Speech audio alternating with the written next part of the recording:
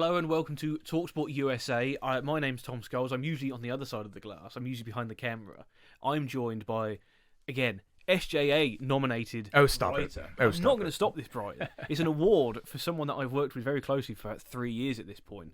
I'm joined by Brian T. Smith, and normally on this channel you will see plenty of NFL content. You'll see some NBA content, but now we're going to take it into a destination that is America's pastime with Major League Baseball. This is a subject that Brian and myself have spoken about with each other off air, waiting for interviews plenty of times, and we thought, why not put it into a studio setting? This week, our main topic is going to be the introduction, or maybe they should introduce a salary cap into Major League Baseball. It's one of the topics that has come up in the past two off seasons, especially with the CBA agreement running out on the 1st of December this year, and the rumours that there's going to be a lockout in 2027. Brian, I want to ask you, just straight up, route one, up to the big man, see if you can take it down on your chest and turn and get the shot away. Do you think there should really be a salary cap in Major League Baseball? I think 100,000 billion% there should be a salary cap in baseball. Now, the next question, keeper saved your shot. Yeah, because there are levels to this. But should there be a salary cap? Hell yes, baseball needs a salary cap. Keeper saved your shot. The rebounds come out. You can have the second chance to put it in. I'm going to ask you, why does it need a salary cap?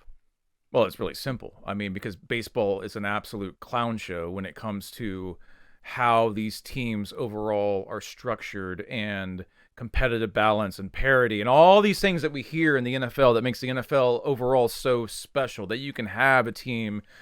It hasn't happened in a little bit for the Indianapolis Colts. You can have a team from Indiana. You can have a team from Tampa Bay. You can have small markets, mid-level markets. Even NBA has a lot of issues right now, but the NBA San Antonio Spurs, they were, dynasty, tore it down.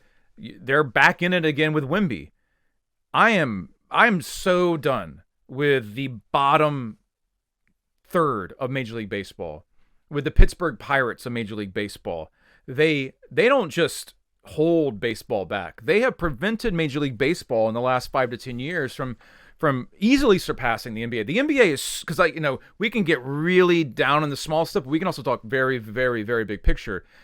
Major League Baseball should be so much farther ahead than the NBA right now 100%. In terms of international perception, national perception, because the NBA has been struggling for years, and it's got the stars now, it's got the young stars, and it's still struggling, which tells you how vulnerable the NBA is. Major League Baseball basically doubles the NBA when it comes to games, right? Major League Baseball plays 162 games, NBA 82. It has the greatest postseason of any sport. It has all of the history. It is the only thing in America comparable to the Premier League in terms of going back in the history, right? But I've always said that, for me, having lived in America for 40 plus years and being in London for the last three years at talkSPORT, it's the NFL's up here, then it's Major League Baseball and the NBA, but college football is actually up here in the national consciousness, and then college basketball, so baseball might be second or third, but it should easily be number 2. And the reason is not because they have screwed this up since 1994 with the major strike, with all the salary issues, to the point that going into the season, Tom, I can tell you that there is no doubt, if it all plays out and you don't have some massive slew of injuries, which the Dodgers actually had last year and they still won the World Series, that the Los Angeles Dodgers are probably going to be in the World Series because they spend so much bleeping money, and they are allowed to spend so much money. And the Kyle Tucker situation, let's just stop everything right now. Yeah. And the Kyle Tucker signing, and I covered Tucker for years when he was at the Houston Astros. Last I knew, he was a nice guy. I don't know if that's changed. He's a Dodger now. The Dodgers should not be allowed to sign Kyle Tucker when they have Shohei Ohtani under a $700 million contract. There's nothing right about that at all, except for the fact the Dodgers can do whatever they want because there is no cap in baseball. The biggest problem of all this, you want to spin the wheel around, is that the players don't want a salary cap, and this is why baseball has always been this problem. The owners want a cap. The commissioner wants a cap, and I'm speaking for them because I'm allowed to. Fans want a cap in general. They're tired of this stuff. The players don't want a cap. And this has always been the problem with baseball in the last 40 years or so. Because this now goes back to the mid-90s and the strike that in a lot of ways ruined everything. And then you had the steroid era. Major League Baseball, for all the beauty and all the history and everything I love about it, holds itself back. And it's the irony right now that you have teams like the Pirates. In the past, you've had the Marlins, and the Rays have had a lot of success, but they're not big spenders, and they have their stadium issue. These bottom tier teams that refuse to spend money, that refuse to put a truly winning product on the field, and if they end up winning 81 games, like, it's a great season, and of course they get knocked out in the first round of the playoffs, and they start selling off players. The fact that this continues to happen, but it's ultimately supported by the players, I think is the biggest irony in modern pro sports, that baseball could be so much better than it is and so much more popular and probably make even more money, but the players hold it back because they don't want their salaries to be contained by a salary cap, even though overall it's made the NFL stronger than ever, and it's made the NBA more competitive than ever. Obviously, it has a tanking problem, but the NBA has been able to have enough teams. Oklahoma City is able to win the NBA championship with SGA and Chet Holmgren and on, and Sam Presti, and trade all these picks. And they're a super small market. Have you been to Oklahoma City? I'm going to surprise you here, Brian. No, I haven't. I've been to Oklahoma City a lot. I saw Pearl Jam there. It's a cool. I don't want to offend in Oklahoma City anyway, but it's gotten a lot better. But Oklahoma City is like a town mixed with a city. Right. Okay, it's not a city. It's cool. You actually might want to live there for 50 years. Like, it's not that bad, but it's not a city. And the fact that Oklahoma City can win the NBA title and spend enough money and keep SGA and pay him all this money, baseball cannot do that right now, because you would never have the Pittsburgh Pirates right now winning the World Series because of the damn lack of a salary cap and a floor. It's a cap and the floor. You've telegraphed my next kind of talking point there, where I do agree on the Carl Tucker situation, where the league kind of has to step in and just go, no. You cannot stockpile these amazing players and just put it under the deferral aspect of it. There has to be some kind of competitive But they have nothing. I would argue the bigger problem isn't the Dodgers spending, isn't the Mets spending, because the Mets are spending, according to Sports Illustrated, the payroll for the Mets this year is 367 or 360. I'm going to cut you off really quick. I was just looking at this. Last year, two of the top 5 spending teams in Major League Baseball, the LA Dodgers with a total cash payroll of $339 million. The money in the U.S. is crazy, by the way. And the Toronto Blue Jays with $290 million. Guess who was in the World Series last year? Yep. The Dodgers and the Blue Jays. So, and this has been the problem for years now.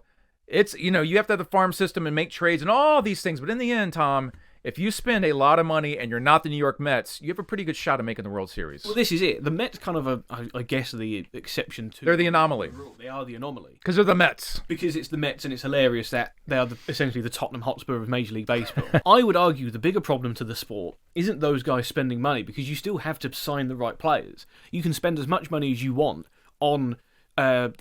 however many millions Juan Soto's getting in a year. If he's not motivated, if he's not on there, if your pitching staff isn't good, you're not going to get anywhere. So you can spend as much money as you want. I would argue the bigger problem are the teams like the Marlins, other teams like the Guardians, other teams like the Twins, who are actively cutting payroll when it's like you said, spend to win in a way. There's no ambition from these teams. They're more harmful to Major League Baseball, in my opinion, because... Yeah, it's almost 1/3 of the league. So I'm looking at it right now, and there's 30 teams in Major League Baseball. If you're watching this and you're not the world's biggest baseball fan, from 20 to 30, the bottom right now, the Colorado Rockies, their total payroll is 126 million. You go down to the Cleveland Guardians, who we used to call the Indians back in the day, 75 million. So the top team, and this is such a problem to me, and it just drives me crazy. The top team in Major League Baseball is spending $400 million on a payroll that, I mean, ultimately, 20 plus 30 players. The bottom is spending 75. Like the discrepancy, the disparity, the lack of competitive balance, like all that, it's so glaring. But it's not the owners. It's not the fans. It's not the commissioner that don't want to fix this. Ultimately, it is the players, because the players don't want their salaries to be capped. They want to keep making more and more money, and they're going to tell you they want to reward the bottom guys, right? They want to reward the guys that are making whatever $5 million, even though $5 million is still pretty good. That's great, but there is a way to do that and have a modern system blending with the NFL and blending with the NBA and blending with NHL. Like, if all these other leagues can do it, how come baseball can't do it? And they're going to say, well, our union system, it doesn't matter. It's 2026. How come you can't figure this out and make the game better for the paying fans? This is it. I think the players are well within their right to turn around and say, well, we don't want our salaries capped, because no one, if you went to any other line of work, they wouldn't want that either. I think for a lot of the issues with the league, it has to come down with the ownership. Yes, they might want to put the salary cap in, but maybe for the wrong reasons, in the sense of they want a salary cap so no one else can spend loads of money. Ultimately, if I'm a Cleveland Guardians fan, I'm looking at their ownership just going, well, what's the point? I remember at the trade deadline last year. I mean, you see Major League, right? Yeah. Like the movie, like some of the greatest movies in film cinematic history. They're one of the greatest scenes in the world, and this is like talking baseball. I believe it's the first Major League, because there might have been like 6, and after even the second one wasn't that good. After like Major League 4, it gets really bad.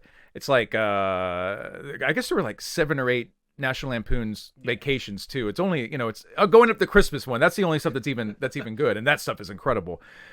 But in Major League, there's this early scene where these they blend in these quick hit scenes, and I think it's 2 guys who are working or something like that, but they're basically like, who's on our roster? We suck.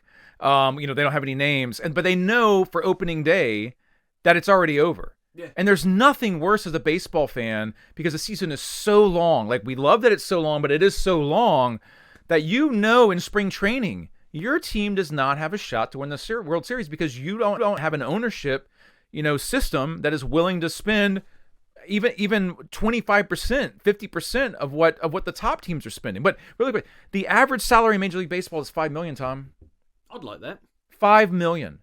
So again, that's why I have a problem with it too. The average player, so Judge, Ohtani, Juan Soto up here, and then your backup third baseman down here. The average salary is $5 million a year, and you're telling me that there's no bargaining room? You're telling me it's going to be so bad that come the end after the World Series that baseball will just stop and we're on the verge of a 1994 strike situation?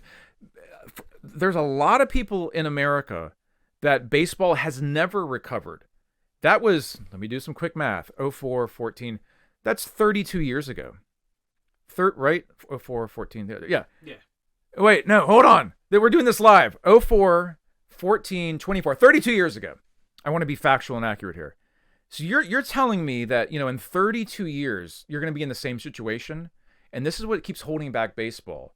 The salary issues, the contract issues, the fact that, you're a Marlins or a Rays or a Guardians or a Twins fan, and you develop this player, you bring them up in the minor league system, you get to know them at AA and AAA, and then after 4 years you have to move on from them, because it's almost like that's almost like a lower level relegation Premier League situation, right?